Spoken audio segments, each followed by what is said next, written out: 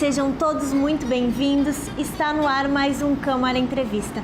E hoje temos no nosso programa um convidado ilustre. Ele é pintor e tem mais de 60 anos de trajetória. E hoje ele irá compartilhá-la conosco. Enos Corradin, seja muito bem-vindo ao nosso programa. Muito prazer. Depois de ver uma coisa bonita assim, dá gosto de dar entrevistas. Bom, mas dá muita importância, vai. Enos, por favor, nos conte um pouquinho da tua história. Como foi que tu chegaste aqui no Brasil e por que tu escolheste a arte como forma de expressão? Bom, veja, eu sou de um lugarejo da Itália de 1.500 habitantes. Depois da guerra, meu pai não tinha trabalho, tinha parentes no Brasil. Fizeram um contrato e nos viemos em 1950. Fomos para Jundiaí, no estado de São Paulo. Eu, vindo de um lugarejo de 1.500 habitantes, e estar num lugar que naquele tempo devia ter 100 mil habitantes, eu me deparei com uma metrópole. Me senti no paraíso. Falei, nossa Senhora, quanta gente, que coisa maravilhosa, que não era nada. Perto disso, para mim, Jundiaí, apesar de ser uma cidadezinha, era uma metrópole. Eu vinha de um lugarejo de agricultores. Se ficasse lá, eu não seria pintor, seria agricultor. Cheguei aqui, já pintava na Itália. Pintava como menino, assim como... Quando eu vim aqui, eu estudava na Itália, eu estudava magistério. Seria professor primário. Professor, imagina que professor... Eu não sei fazer a divisão, por exemplo. Eu deveria ensinar matemática. Eu não sei fazer uma multiplicação. Eu queria ser pintor. Vim aqui, encontrei em São Paulo um lugar que chamava Politone. Um ateliê de pintores que aumentavam fotografias fazendo retratos. Fiz um teste, passei e comecei a trabalhar lá com esses pintores, dos quais muitos, por exemplo, a Mira Schende foi desse ateliê, mas aqui começou em Porto Alegre o ateliê. Eles eram uruguaios, os proprietários. Depois daí eu fui em Salvador, ainda sem falar italiano, sem falar português. Falava algumas palavras. Fui em Salvador sem saber o que era Salvador. Fui com um amigo meu, Trindade Leal, que é gaúcho, que morreu, um grande pintor. Cheguei na Bahia sem um tostão. Quando eu fiz a minha primeira exposição, tinha a inauguração do Banco da Bahia, do Clemente Mariani, que ele foi um ministro da Economia no Brasil. E ele comprava todos os quadros de Pansetti naquele tempo. O Clemente Mariani convidou um monte de gente do Rio e de São Paulo. O Jânio Quadros também. A inauguração foi às 5 horas da tarde e a minha exposição era 8 da noite. Essa turma não sabia onde ir depois. Foi na minha exposição. Mas não porque foi na minha exposição. Porque era a única alternativa que tinha. Então, baratíssimos quadros. Teve um baiano, descendente de italiano, Domenico Gatto, que comprou de uma vez 8 quadros. Jânio Quadros comprou um quadro na galeria. Esse é um caso de contar. Comprou um Cristo, fez uma cabecinha de Cristo.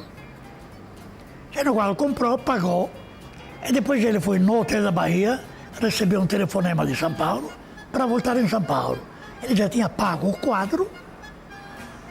Então eu falei, bem, quando eu volto para São Paulo, levo o quadro para ele. Em São Paulo, eu cheguei em 1954, que era o aniversário de São Paulo.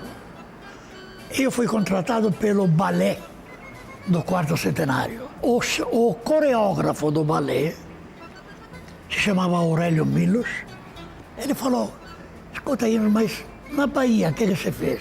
Eu estava com o quadro na mão para entregar para o Jânio Quadros. Vendi o quadro, de novo.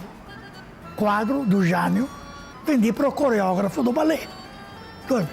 Um dia eu vou numa festa em São Paulo, da mulher de um diretor de banco, Laudo Natel.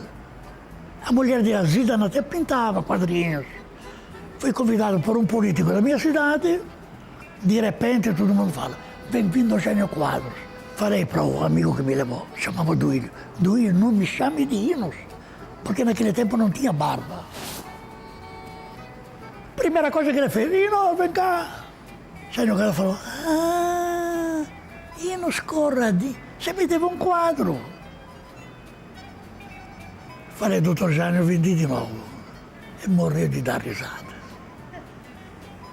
Ele falou, mas você me deu um quadro então. Vou lhe dar. Mas ele morreu antes, não dei. E ele falou para mim, você sabe que eu também pinto? Jânio Quadros pintava uma corintiana, uma menina com o esquema aqui do Corinthians, sempre a mesma, repetida. Eu vendia porque era Jânio Quadros, né? Vendia barato. Eu falei, o senhor também pinta? Ele falou, pinta. Eu sabia que ele pintava. Ele falou, eu falei, então trocamos um quadro. Não, ele falou, você me deve o quadro, eu não te devo nada. Eu vendi o quadro. Outra coisa aquele de Caymmi. E eu conheci Caymmi por acaso na minha galeria. Eu frequentava a galeria sem fazer a exposição. Eu só fiz depois. Me apresentaram Caymmi como compositor e cantor, mas que eu não conhecia. Não tinha nem a menor ideia que ele fosse. Ele falou para mim, escuta, italianinho, tem uma música italiana que surgiu, que foi lançada recentemente na Itália, que se chama Luna Rossa. Eu conheci essa música. Ela tinha já 10 anos, ele falou recentemente, já tinha 10 anos a música. Você conhece? Eu falei, conheço. Ele falou, canta para mim. Eu falei, senhor, não consigo nem falar como é que eu vou cantar. Cantarolei. Ela, Luna Rossa. Ele falou, é essa mesmo. Então ele me surpreendeu, ele falou, agora eu vou te cantar uma música inédita. Então me lembrei que na galeria me falaram que era um compositor e cantor. Ele me cantou, quando ainda não estava editada, João Valentim. João Valentim abriu. Depois fiquei amigo dele. Ele pintava também, pintava bem Caymmi. Fala um pouquinho das tuas obras. Elas têm um estilo particular teu. Qual é a tua inspiração para criá-las? Eu tenho 240 exposições internacionais. Conheço a galeria do mundo todo, porque não conheço. Eu fui 4 vezes em Viena, não conheço a Viena. Na galeria, exposição parando lá, sem poder andar. Sabe, um turista que vai lá 15 dias, conhece mais de mim em 40 anos que eu vou.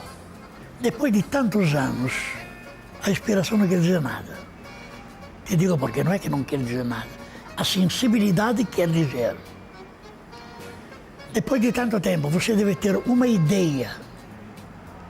Eu tenho a ideia de um quadro, faço um croquis, faço o esboço, o quadro está pronto, o dia depois eu faço o quadro. Mas na minha cabeça está pronto, desenho, cores e tudo. A ideia, hoje em dia, é a minha sensibilidade que depois é colocada na tela. Nos primeiros tempos era aquela emoção de... Agora eu tenho a emoção quando eu faço o quadro. É a minha psicanálise. Hinos, o que a arte significa para ti? É a minha terapia. Para encerrar, Hinos, quais são os teus planos para o futuro? Para o futuro eu tenho uma exposição no museu junto com meu filho, de Niterói, no museu de Niemeyer, uma em Brasília, a terceira que eu faço em Brasília, na Câmara dos Deputados, e uma em Viena. Eu faço 3 no ano, né? Levanto feliz, quando acaba o meu quadro fico mais feliz ainda. Quer dizer, a minha pintura é a minha vida, pronto. Muito obrigada por ter compartilhado as suas histórias conosco e o Câmara Entrevista de hoje vai ficando por aqui. Vejo vocês na próxima. Até lá. Tchau, tchau.